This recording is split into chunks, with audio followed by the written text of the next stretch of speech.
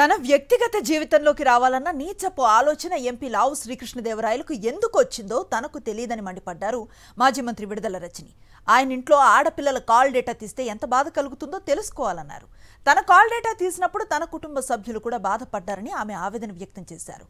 2020లో Gurazala DSP సిఐకి లంచం ఇచ్చి తనతో పాటు తన కుటుంబ సభ్యుల కాల్ డేటా తీయించారని చెప్పారు. ఒకే పార్టీకి సంబంధించినటువంటి ఎంపీ అక్కడున్నటువంటి ఒక బీసీ మహిళ ఒక ఎమ్మెల్యే మీద కాల్ డేటా తీస్తారండి? కాల్ డేటా అనేది ఒక వ్యక్తి ప్రైవసీకి సంబంధించినటువంటి విషయం.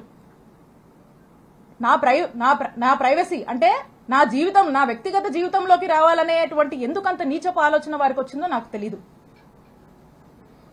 నేను ఒక్కసారి అడుగుతా ఉన్నాను, ఈ రాష్ట్రంలో ఇంతమంది అన్నల్ని తమ్ముళ్ళు ఉన్నారు, వాళ్ళని నేను అడుగుతా ఉన్నా, ఒక్కసారి ఆలోచన చేయండి. మీ ఇంట్లో ఒక ఆడపిల్ల ఉంటే మీ భార్య అయినా, మీ చెల్లి అయినా, మీ అక్క అయినా, మీ ఇంట్లో ఉండే ఆడవాళ్ళ కాల్ డేటా ఎవరన్నా తీస్తే ఏంటండి మీకు ఎంత బాధ అనిపిస్తుందండి? మీకు ఎంత కడుపు కాలుద్దండి? అలాగే మీరు కాల్ డేటా తీసినప్పుడు నా కుటుంబ సభ్యులు కూడా అలాగే ఫీల్ అయ్యారు. ఇంత నీచుడా కృష్ణదేవరాయలు అని చెప్పి అందరూ ఫీల్ అయ్యారు.